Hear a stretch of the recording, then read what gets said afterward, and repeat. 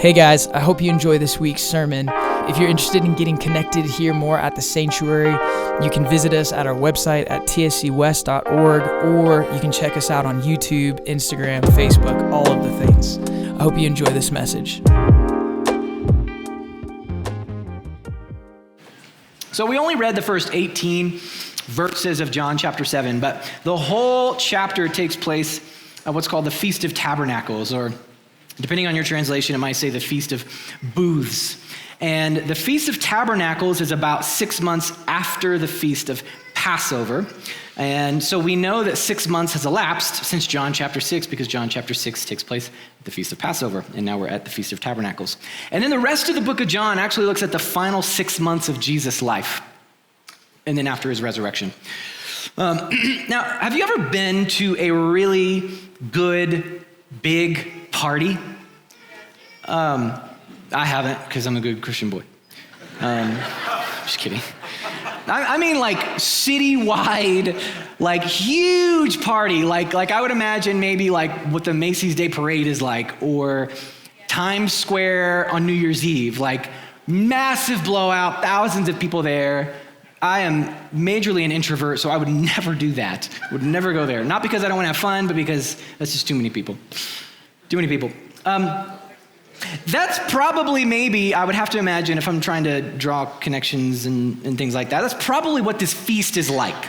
It's a massive party. And I have to wonder, like, because I'm human and they were human too, is like, when Jesus showed up, did they come around and be like, hey, Jesus, remember that thing you did at that wedding a few years ago? I've got some jars of water in the back. Could you, like, just come, like, lay hands and, like, help elevate the party a little bit? Not you? Just me? Okay. That's what I would do. I want to spend a few minutes nerding out for a little bit, so all the nerds can rejoice for 5 to 7 minutes. And I like to do that because I'm a nerd also. So if you're not a nerd, just bear with me. For some of us, this is going to be fun. But we're going to have a little biblical history lesson. So the Feast of Booths. What the heck is the Feast of Booths or the Feast of Tabernacles? Well, God commanded the people of Israel, he gave them 7 feasts, or 7 festivals to keep every single year. If you don't think God's about having fun, like, just go look at these festivals. Like, he's like, let's party, baby. The Feast of Tabernacles was the 7th and the last feast that the Lord commanded the people to observe. It lasted 8 days. Again, he likes to party. Lasted 8 days. It begins and it ends with a Sabbath day. And every day of this feast, the people are to offer a sacrifice by fire every single day. So there are so many sacrifices made. It required all 24 divisions of priests to be present to assist. There are also, of the 7 feasts, there are 3 feasts that are called pilgrim feasts, meaning they have to take a pilgrimage to a specific location. In this case, it was Jerusalem. And that comes from a verse out of Deuteronomy 16:16, where it says, where God tells the Jews to appear before the Lord your God in the place which he shall choose. So each of these 3 pilgrimage feasts, which the Feast of Tabernacles is one of them, all native-born male Jews were commanded to participate in and had to travel to Jerusalem to be there. Now, from Galilee to Jerusalem, it's about 60 to 80 miles of a walk, okay? So it's not, they didn't have cars, so it was a jaunt. So the fact that Jesus' brothers were persuading him to go seems kind of silly, because he was commanded that all native-born male Jews be present. People expected him to be there. So him being like, no, y'all go ahead and go. It's not my time yet. That's actually a little strange. This feast is mentioned in the Bible several times. Solomon's temple, if you read the Old Testament, was dedicated to the Lord during this feast in 1 Kings chapter 8. In Leviticus chapter 23, God gives the instructions for this feast at a specific point in history, right after God's delivered Israel from bondage in Egypt. So it was a time to remember and celebrate God's both of his deliverance out of Egypt and his provision in the wilderness, in the desert. This feast was also a time when people brought their tithes and offerings to the temple. So again, people are traveling from all over to come to Jerusalem. They bring their tithes and offerings to the temple, which is interesting to me because when Jesus does show up to the festival in the middle of the feast, he goes straight to the temple and begins preaching. So I have to imagine it was a packed house. Lots of people were there listening to his teaching. This feast was a time to remember God's deliverance of the people of Israel from slavery in Egypt and his provision in the desert. So remember that in the Old Testament. And then here comes Jesus showing up at this feast as the God-man providing deliverance from their sin and separateness and provision of his Spirit. That's what he's communicating in John chapter 7. So the feast is to remember their deliverance from their physical slavery. Jesus is on the scene, pointing towards their deliverance from their sin slavery. The feast is to remember their provision of manna in the desert. Jesus is pointing towards their provision by the sending of his Spirit. Does this make sense? You see the parallels here? So Jesus' presence at this festival, it's very, very meaningful. It's very important, not just because he was a native male-born Jew, but because he was God in the flesh, and many prophecies were pointing towards this. The feasts, a lot of the feasts are pointing towards Jesus' mission and what he showed up to do. Specifically, the 3 pilgrim feasts, the nerding it out is almost done. The 3 pilgrim feasts are each very important in regards to the life of Christ and his work of redemption. We know for sure that the Passover and the Feast of Unleavened Bread are symbolic of Christ's atoning sacrifice on the cross. Likewise, we know that Pentecost, which marked the beginning of the Feast of Weeks, was the time of Jesus' bodily ascension.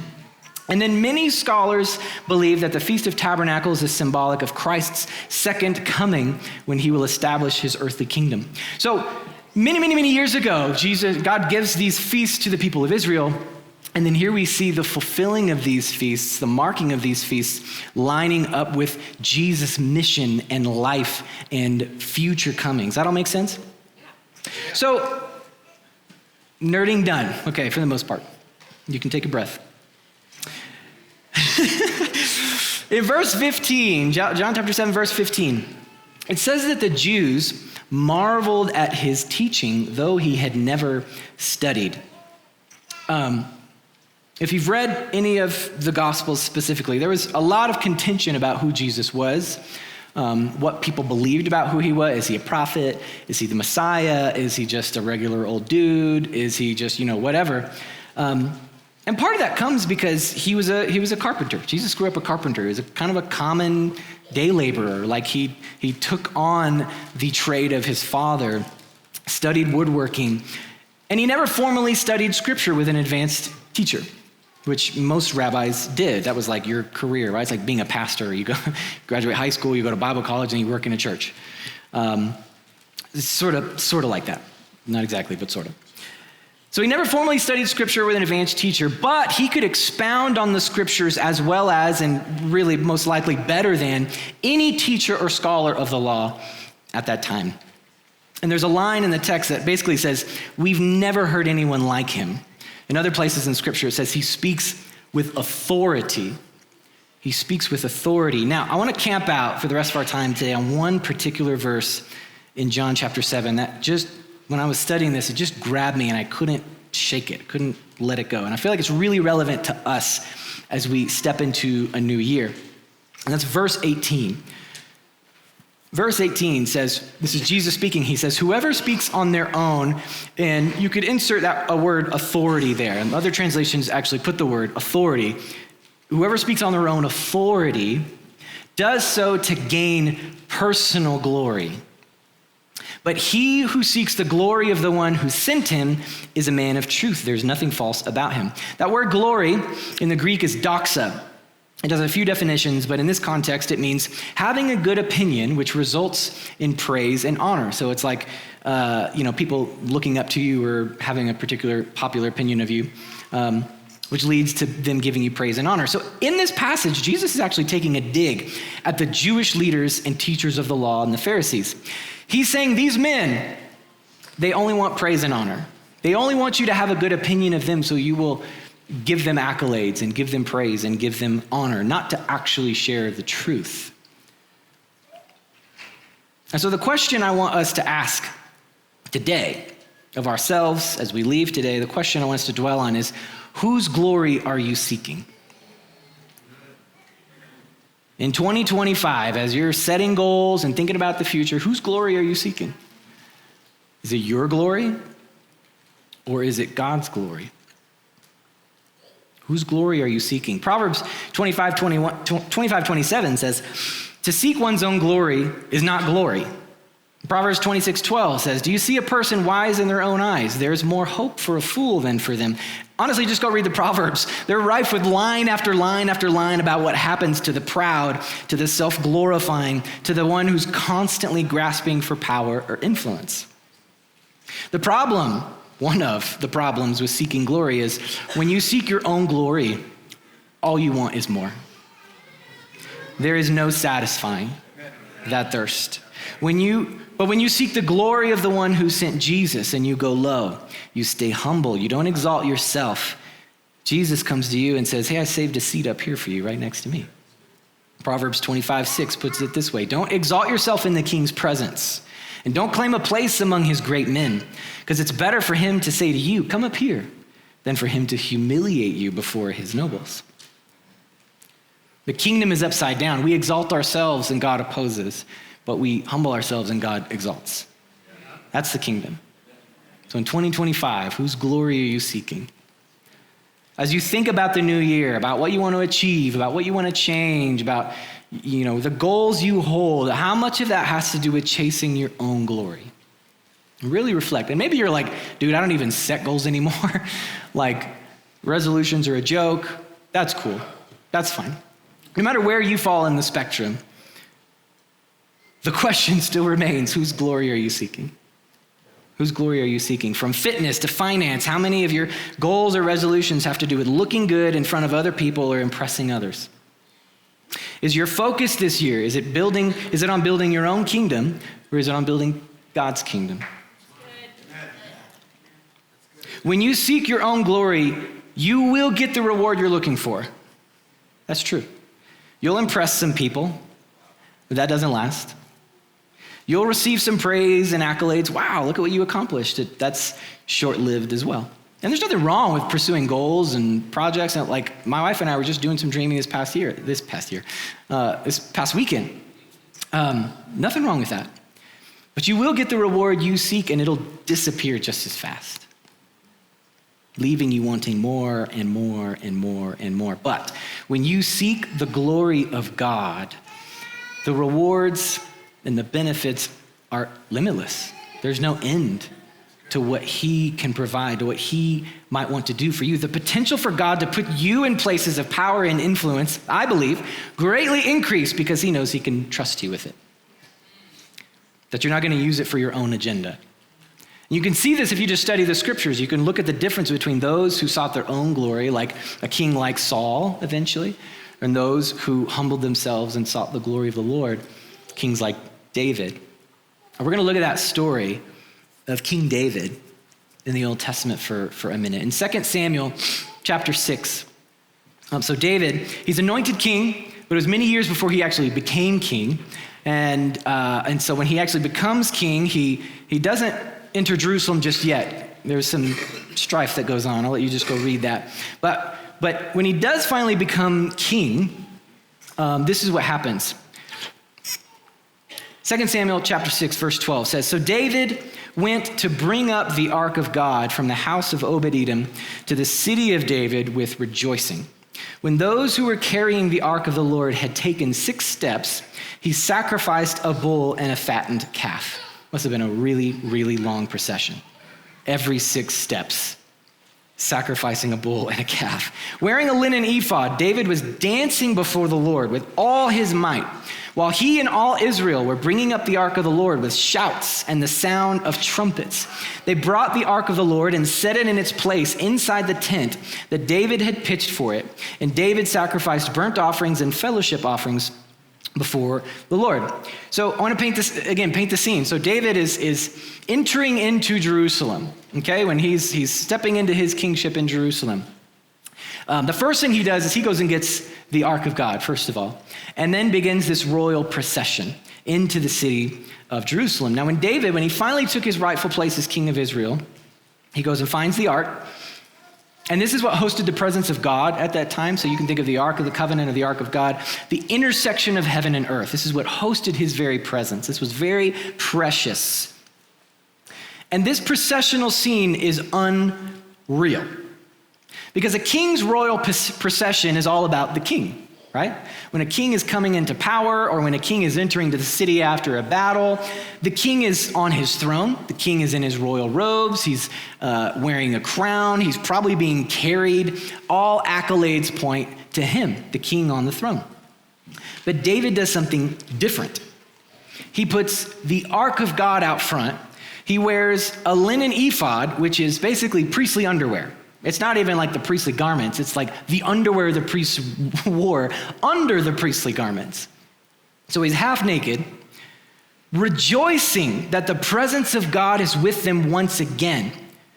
And we know that because David is singing a song during this procession, and it comes from Psalm 24. Psalm 24, verse 7 says, "Lift up your heads, you gates.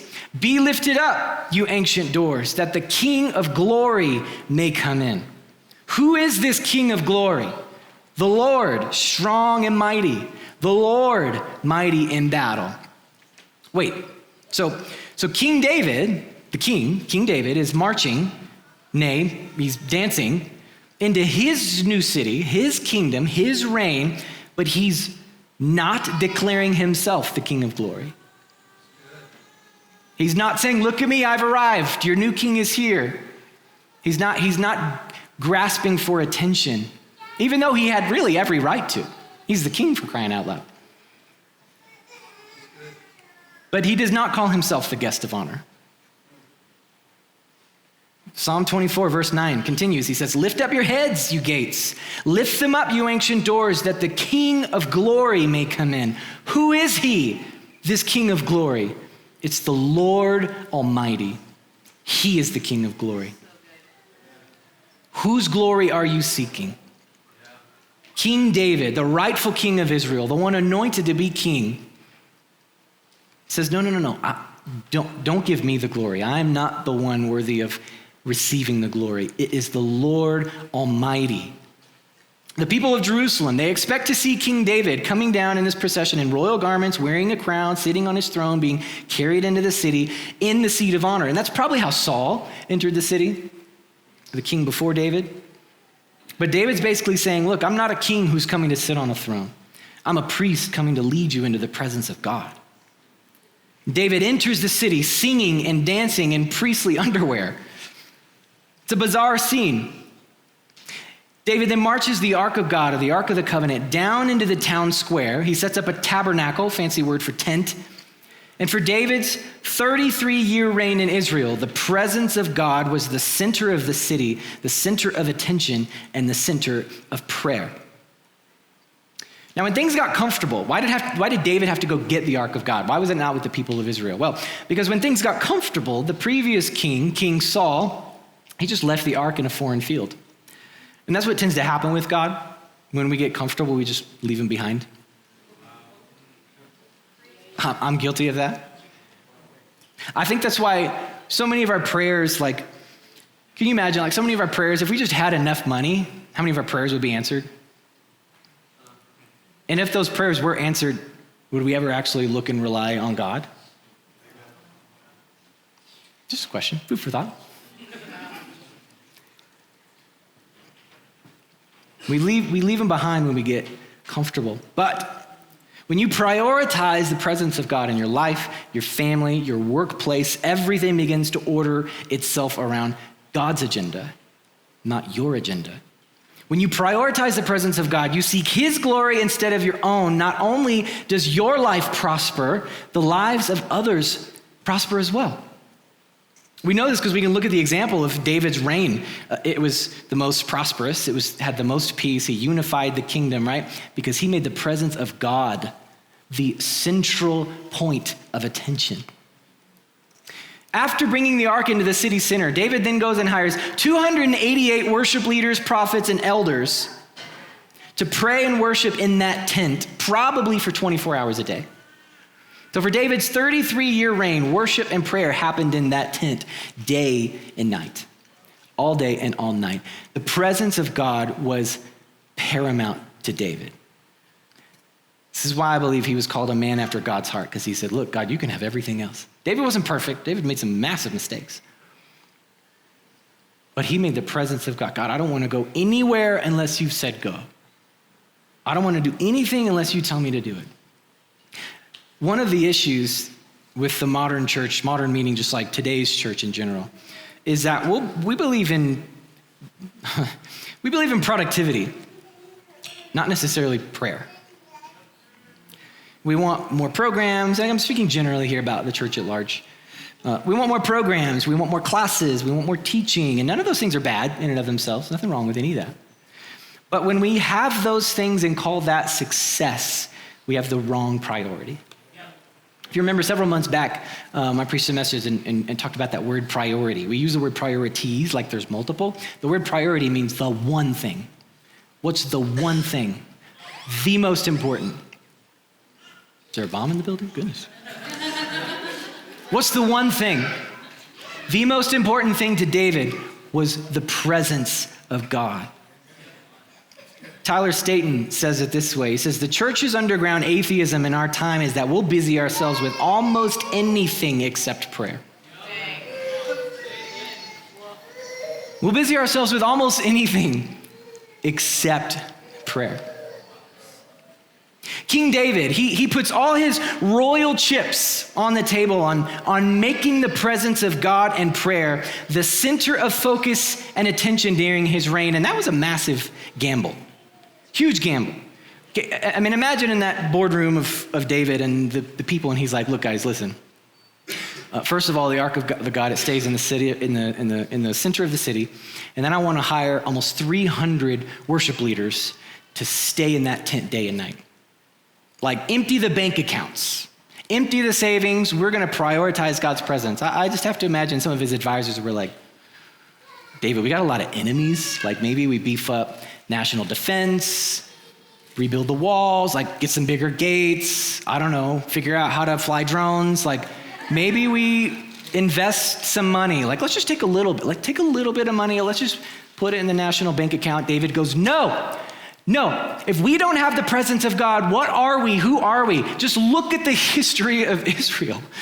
The Feast of Tabernacles. They celebrate this because many centuries and generations ago, their people were slaves, rescued supernaturally out of Egypt, provided for supernaturally in the wilderness. I think it's interesting, all throughout the Bible, God's constantly saying, remember, remember, remember, because we have a really, really hard time remembering. We forget a lot. David centralizes the presence of God as the most important thing. Big gamble, and it's either admirable or ridiculous, depending on whether you lean more poet or pragmatist. But during David's kingship, it's the only time before the resurrection of Jesus where there were no restrictions on access to God's presence. If you read about the tabernacle and the original tabernacle, God's instructions actually are that a holy of holies is built, and there's this big curtain. Don't think like thin paper curtain, like a curtain this thick, separating where the ark of God was and everybody else. And once a year, a priest could go behind that curtain to offer a sacrifice on the altar. But if he wasn't purified, he would die. He would just drop dead. And they put a bell on the end of his ankle so that if they heard the bell, they go, well, killed another one, drag him out. And then, I don't know, you draw straws, like who's going next? David goes, no, none of that. It's like putting the ark of God right here and saying, anyone who wants to come worship can come. Anyone who wants to come pray can come. And this is so important. I've hired almost 300 people to stay in this place, offering God worship and prayer day and night. That's how important this is. And when you look at David's reign, it was the most peaceful and prosperous kingdom ever. None like it before, and really none like it since. His reign is the political high point of Israelite history, peace and safety in the city, prosperity in the economy, care for the poor, a divided kingdom unified. David Fritsch writes, the presence of God was David's political strategy. That was it. We're not going to worry about military strategy. We're not going to worry about, positions of power. He just goes, look, if the presence is not your priority, then maybe you're not in my cabinet. That is our priority. The pattern that emerges is this. Prioritize presence in the church, you get the kingdom in the city. But the reverse isn't always true. But when you prioritize God's presence in his church, you get the kingdom in the city. So I'll say it again for 2025. Whose glory are you seeking? Are you going to pattern your life after David? Put all your chips on the table and say, God, I want nothing else but you. 2025, may my life be marked this year by your presence and favor in my life. Not because of some strategy I came up in a boardroom, but because of hitting my knees in a prayer room. How is your life going to be marked in 2025? By the goals you accomplished or the presence of God? This year, 2025, I want to just be a little personal for me. I personally am committing my life to the place of prayer like never before. I've been so stirred over these last few months, like Jesus constantly calling me to the place of prayer, constantly calling me to a place of prayer like never before. And you might be sitting there wondering, like, isn't that your job? You like get paid to pray? Some truth to that. You're not totally wrong. But I've been beyond that, beyond just like my hours in the church office, like my life being marked by a life of prayer. So much so that my wife and my kids look at me and go, my dad's praying all the time. Like he just won't stop praying. That's what I want to be true at the end of 2025. Things like keeping the daily office. This daily office, it's an ancient practice where just fixed hour prayer 3 times a day, morning, noon, and night, like committing every single day. Morning, noon, and night, stopping and praying. Or this year we have a goal to what's the word I'm looking for? Construct. What's the word? Renovate. Good God. We have a goal to renovate our chapel over here and dedicate it into a committed just prayer room. It's a prayer room. That's all it's there for.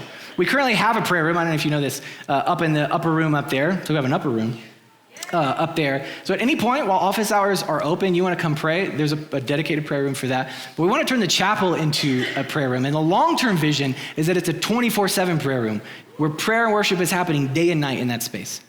I don't know how that's going to happen. There are not a whole lot of us here, honestly. But God doesn't seem to need a whole lot of people to do something incredible, right? When we make him the focus and his presence the priority, he shows up and does what only he can do. I'm committed to teaching my kids about prayer. We're working through this book very slowly called How to Pray. How to Pray. And there's actually an adult version too. Actually, it started with the adult version and then he did a kids version. But Pete Greig wrote a book called How to Pray for kids, helping them create their own prayer space. I'm started creating a prayer room, a prayer space in my own house where this is where I go to pray. Doesn't mean I can't pray anywhere else, but I'm like, this spot right here is to encounter Jesus. This chair is to encounter Jesus. I want to spend more time prayer walking my neighborhood and praying for the salvation of my neighbors. I want to pray without ceasing. I want to read books about prayer. I want to go to conferences about prayer. I want to encounter the presence of God like I never have in my life before in 2025. That's what I want for me. And that's what I want for us as a body, as the body of Christ, as the sanctuary church to go, dang, the presence of God is just so tangible. I walk into the sanctuary and it's like, dang, come on. You ever been in a space like that? It happens. It happens here. And I'm going to be honest, I'm going to fail. I definitely don't want to put myself on a high horse and go, I'm going to accomplish all these things. No, I have vision and I have goals and this is what I want my life to look like. But there's going to be moments I sleep past my alarm because I'm human. There's going to be moments I don't prayer walk my neighborhood. There's going to be but I would rather fall on my face in failure pursuing the presence of God than not do anything. I don't want to be like a King Saul and get comfortable and forget the presence of God on a foreign field. I want to bring the presence of God and make it the centerpiece of my life, the centerpiece of this church. That's my heart. That's my goal. That's my vision. And I'm going to fail, but I would rather fail forward. I want to invite the worship team on up. So my hope for you in 2025 is that you stop coming to church. Stop coming to church. And be the church. And that starts with prioritizing God's presence and seeking his glory, not your own glory. I want you to be way less interested in building your own kingdom and far more interested in building his kingdom. When David prioritized the presence of God in prayer, everything around him seemed to prosper and succeed. Nearly everything. Again, he made his mistakes, for sure. But there's a reason David's called a man after God's own heart. Nobody else has that moniker. It's because he did something no other king did. He made the presence of God the center of everything, and he made it accessible to everyone, not just priests. David didn't hide the ark away in the Holy of Holies, which was the actual instruction from God. This is so interesting to me. He brings it to the city of the center and says, all is welcome. Come worship the King of Kings. And God's promise in John chapter 7, verse 38, or 37 through 39, I should say, is this. On the last and greatest day of the festival, Jesus stood and said in a loud voice, let anyone who is thirsty come to me and drink. Whoever believes in me, the scripture has said, rivers of living water will flow from within them. And by this he meant the Spirit, whom those who believed in him were later to receive, because up to that time the Spirit had not been given, since Jesus had not yet been glorified. When you believe in Jesus and you prioritize his presence, he says, rivers of living water will flow from within you.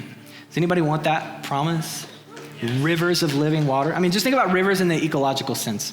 Rivers bring life to everything in it and everything around it. I want that for my life. I want the fish in my stream to be vibrant. I want the grass and the trees lining the banks of the river to be vibrant, growing rich fruit. I want to be firmly seated in the river of God. Wherever he wants to take me, God, I'll go. So what could this actually look like? I want to give some super practical steps. Really, really practical steps. Here's some practical steps, how to increase your prayer life. Number one, just commit to prayer. Commit to praying daily. Praying is one of those things where you don't try to pray, you just pray.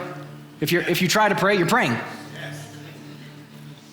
It's like, I tried to pray today. If you tried to pray, you probably prayed. Commit to prayer daily, at home, in the morning, in the evening, in your car, for 2 minutes, for 2 seconds, for 20 minutes, for 2 hours. Whatever your baseline is now, I challenge you to increase it.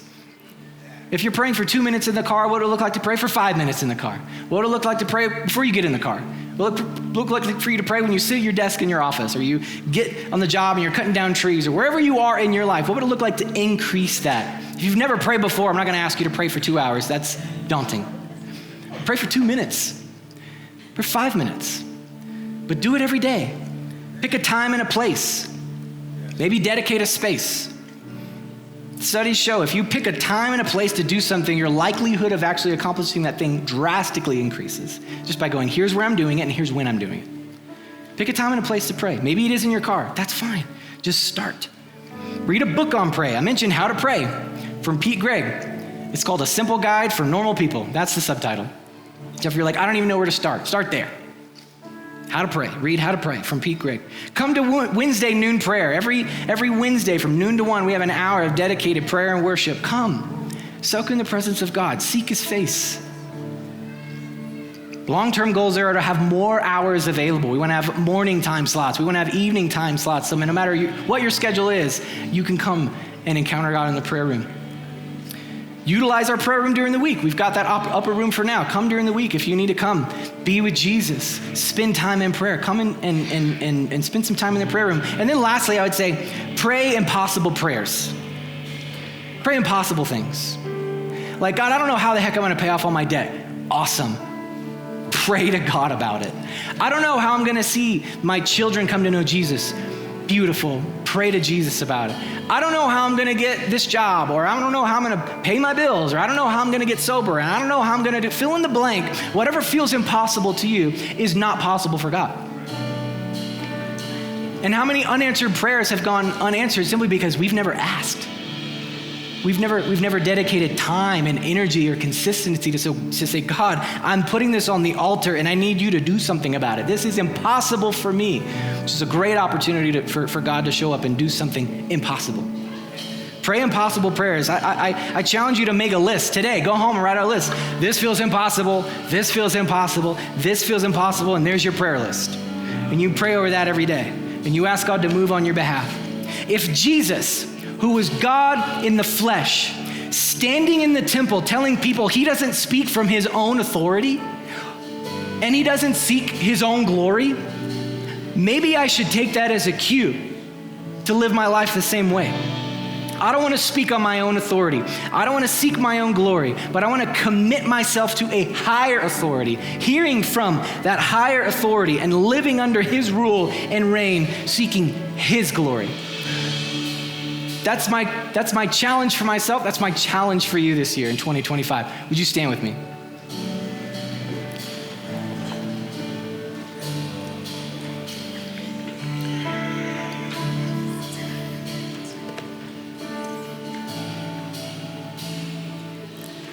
Jesus, we don't want to do anything or go anywhere or make any decision without your presence and your direction being right in the middle of it. We don't want to pursue goals that seek our own glory or build our own kingdom. We want to pursue a man, Jesus, and a mission that comes from you and your heart. We want to make your presence and your voice the center of our lives. That is our heart, Jesus. So today, would you challenge us? Holy Spirit, would you speak to us individually? What is it you are calling us into this next season where we can participate in co-creating heaven on earth with you, God, with your power, by the power of your Spirit, not our own strength, not seeking our own glory, seeking your glory, God. We want you to get all the glory. You get all the glory, God.